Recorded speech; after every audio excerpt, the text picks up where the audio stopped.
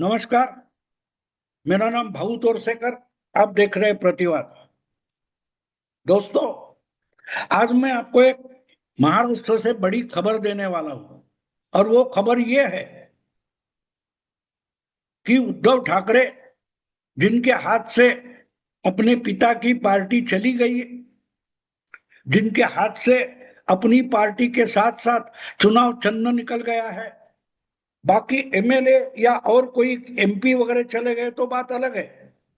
देखो, एमपी या एमएलए वापस चुनकर ला सकते हैं। मुझे याद है 2000 सॉरी 1991 में जब पहली बार शिवसेना के 50 के आसपास एमएलए पहली बार चुनकर आए थे विधानसभा में, उसमें से 18 एमएलए लेकर छगन भुजबल शिवसेना छोड़कर निकल गए थे।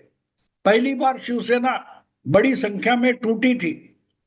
तो उसके बाद उस समय की बात है, मैं मार्मिक में बाला साहब का जो वीकली था उसमें लिखता भी था, तो मुलाकात होती थी। तो उनसे बात जब हो गई छगन भुजबल निकल जाने के बाद, तब मैंने उनको पूछा था कि फिर से अब शिवसेना कैसे तगड़ी होगी, सशक्त होगी। तो बाला साहब ने बोला था कोई बात नहीं, ये चुनकर आए तो ठीक है, लेकिन मैं दूसरों को भी चुनकर ला सकता हूं।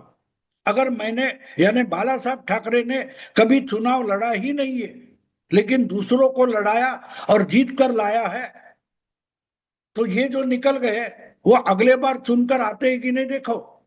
मैं उनकी जगह नए लड़कों को चुनाव में जीत कर दिखाऊंगा, क्योंकि चुनाव में जीतने के लिए जो करिश्मा चाहिए वो कैंडिडेट के पास नहीं होता, उतना मेरे पास है। मैं पत्थर को अगर सिंदूर लगा दूं तो लोग मत्था टेकना शुरू करते हैं। ये बाला साहब का मुझे समझाना था और मैं वो समझा था। तो लेकिन वो जादू जो बाला साहब ठाकरे के पास थी, उनकी विरासत उद्धव ठाकरे के पास आई, लेकिन उद्धव ठाकरे के पास वो जादू या वो करिश्मा नहीं था। आज भी उद्धव ठाकरे पार्टी चलाते हैं तो उनका अपना कोई करिश्मा नहीं है।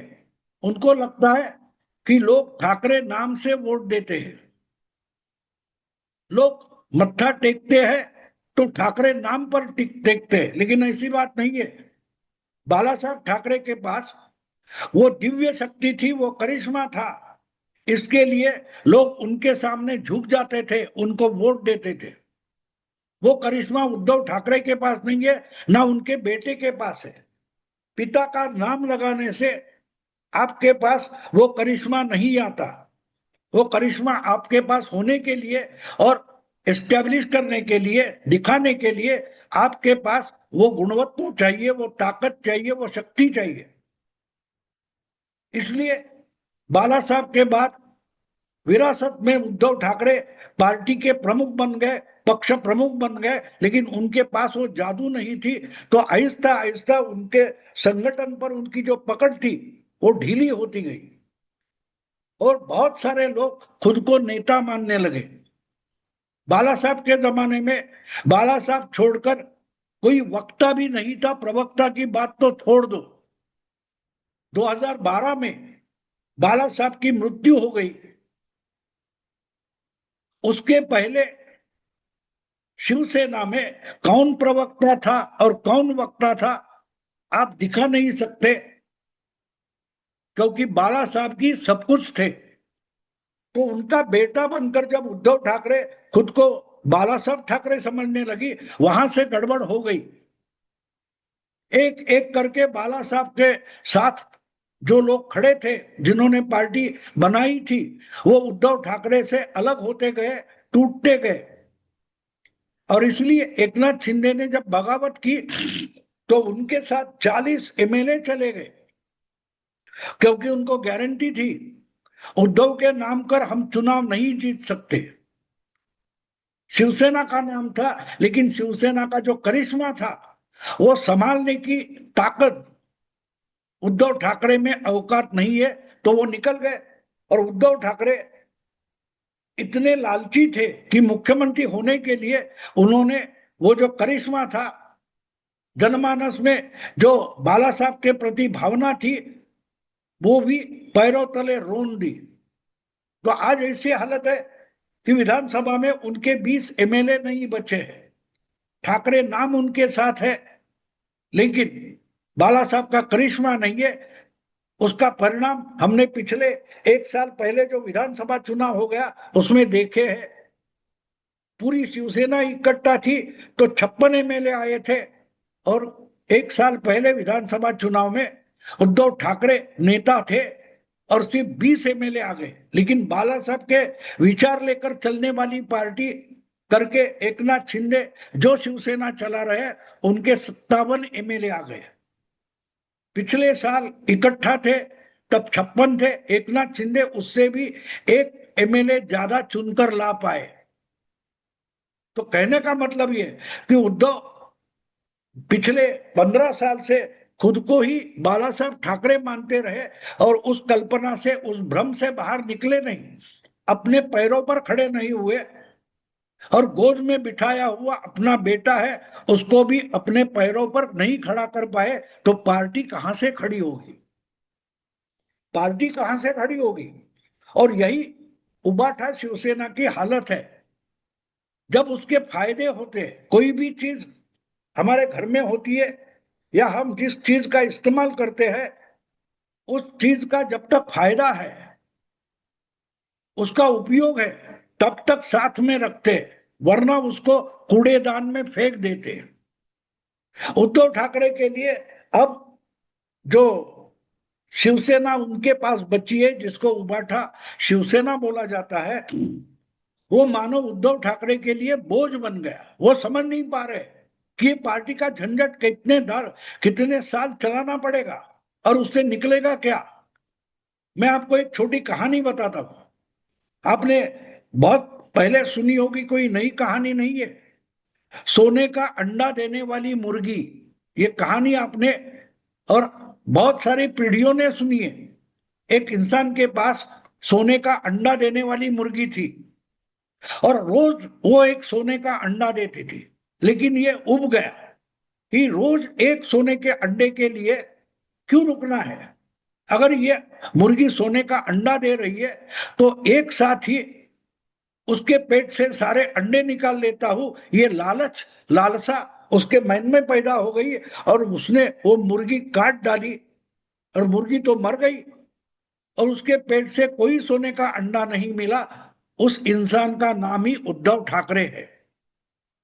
उन्होंने मुख्यमंत्री होने के लिए और पूरे राज्य की सत्ता हथियाने के लिए जिस ढंग से शिवसेना नाम की मुर्गी काट डाली, उसका नुकसान अब उनको अनुभव करना पड़ रहा है। अब जिस मुंबई कॉरपोरेशन से, बीएमसी से शिवसेना का उदय हुआ था, वही बीएमसी हाथ में रखने के लिए उद्धव ठाकरे छटपटा रहे, लेकिन उनको कोई आशा नहीं रही है। और आहिस्ता आहिस्ता एक समय था कि एमएलए बगावत कर बैठे थे। अब जो पुराने यानी 3 साल से जो कॉरपोरेटर नहीं है, पार्षद नहीं है, लेकिन पिछले बीएमसी में पार्षद थे, ऐसे बहुत सारे लोग उद्धव ठाकरे से बगावत करने पर तुले हुए हैं। क्योंकि अब उद्धव ठाकरे पार्टी से निकलना चाहते, ये पूरी राजनीतिक झंझट से निकलना चाहते, और ये बात उनके दिमाग में आज की नहीं है। आपको याद होगा तो जून 2022 की बात है, जब उन्होंने तय किया था कि बस हो गया, मैं मुख्यमंत्री नहीं रहूंगा, मैं मुख्यमंत्री पद छोड़ देता हूं, और उन्होंने मुख्यमंत्री का निवास छोड़ दिया था। और तब भाषण करते हुए सोशल मीडिया पर, फेसबुक पर उन्होंने कह दिया था कि मुझे एमएलसी भी नहीं रहना है, मुझे ये सब कुछ चाहिए ही नहीं है। लेकिन अब 3 साल और हो गए, वो एमएलसी का पद भी नहीं छोड़ रहे और उस भूमिका से बाहर नहीं आ रहे जब वो मुख्यमंत्री थे। आज भी खुद को मुख्यमंत्री समझते हैं, लेकिन ताकत तो बची नहीं, ताकत बची नहीं है। सल्तनत तो चली गई, लेकिन सुल्तान बन के जीना चाहते हैं और उससे भी तंग आ गए, क्योंकि उनके सरदार, उनके साथी भी उनका साथ देने के लिए राजी नहीं है, और बेटा उनको हटाकर पार्टी का प्रमुख बनने की तैयारी में है। और अगले पीएमसी चुनाव में पूरी की पूरी पार्टी, उबाठा शिवसेना, आदित्य ठाकरे के हवाले करने का विचार उद्धव के दिमाग में है और इसलिए एक तरीके से वो राजनीति से छुटकारा चाहते, संन्यास लेना चाहते। लेकिन कैसे लेंगे? क्या पिता के जमाने से चलते आए हुए नेता और उद्धव के जमाने के, उद्धव के समवयस्क जो नेता है, क्या आदित्य ठाकरे का नेतृत्व मान लेंगे? अगर नहीं मानते हैं तो क्या करें? ये यक्ष प्रश्न उद्धव को सता रहा है और इसलिए उन्होंने अगला बीएमसी चुनाव एक एक्सपेरिमेंट करने की सोची है। उन्होंने सोचा है कि जो 60 की उम्र के पार गए उनको बीएमसी के चुनाव में कैंडिडेट नहीं बनाया जाएगा और आप कम से कम आधे जो 2017 में पार्षद बने थे बीएमसी के, ऐसे कम से कम आधे लोग हो गए कि जो आज 60 के पार गए, 60 एज पूरा हो गया तो उनको टिकट नहीं मिलेगी। इसका मतलब उनका काम खत्म हो गया, उनको शिवसेना में कोई स्थान नहीं रहेगा। ना आदित्य उनको स्थान देना चाहता है, ना उद्धव उनके लिए कुछ कर सकता है।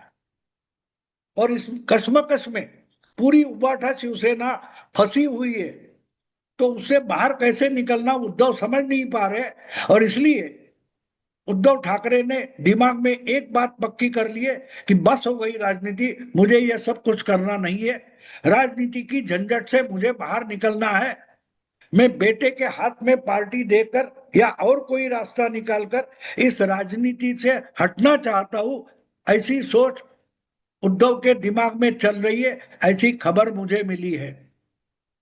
और शायद इसलिए अपने चचेरे भाई राज ठाकरे और आदित्य ठाकरे को पूरी पार्टी सौंपकर उद्धव ठाकरे निकलना चाहते, इस राजनीतिक दलदल से वो निकलना चाहते, शांति से जीना चाहते। और शांति से जीना है तो राजनीति तो हर दिन की हर पल की बात होती है, उससे उनको छुटकारा चाहिए। तो उनके दिमाग में एक प्लान ऐसा है कि अपना चचेरा भाई और अपना बेटा, इन दोनों के हाथ में उबाठा शिवसेना का नेतृत्व सौंपकर वो निकलना चाहते हैं। अब ये कैसे होगा, कितना सफल होगा, वो तो दूर की बात है। आज उस पर कोई हम भाष्य नहीं कर सकते, ना टिप्पणी कर सकते। लेकिन एक बात है कि उद्धव ठाकरे तंग आ चुके, ये उनको उसके फायदे चाहिए। जब तक पिता था, बाला साहब थे, उसके पूरे फायदे उन्होंने उठाए। पिता के नाम पर पार्टी चुनकर आती थी, बीएमसी की सत्ता इनके हाथों में होती थी, तो उसके फायदे उन्होंने उठाए। हर कोई पूछता है कि ठाकरे फैमिली के पास इतना पैसा, इतनी प्रॉपर्टी कहां से आई, ये कौन सा बिजनेस करते हैं, कौन सी नौकरी करते हैं, इनका इनकम कहां से आता है? उसका जवाब सीधा है, बीएमसी से। बीएमसी में इनकी जान अटकी है। लेकिन आज उनको उतना आत्मविश्वास नहीं है कि फिर से बीएमसी जीत सकता हूं। अपने मोहरे बीएमसी में बिठाकर जो कुछ खाना है, खिलाना है, वो कर सकता हूं। वो आत्मविश्वास उद्धव ठाकरे खो बैठे और इसलिए उन्होंने अपने चचेरे भाई राज ठाकरे से नजदीकियां बढ़ाई है और राजकीय पार्टी एमएनएस, महाराष्ट्र नवनिर्माण सेना और उबाटा शिवसेना, उनका मिलन करके भाई और बेटे का हाथों राजनीति सौंपकर उद्धव ठाकरे छुटकारा चाहते। अब होगा या नहीं, अगले कुछ महीनों में हमें पता चलेगा। मैं यही रुकता हूं। अगर वीडियो पसंद आए तो लाइक कीजिए, शेयर कीजिए और प्रतिवाद को सब्सक्राइब कीजिए। नमस्कार।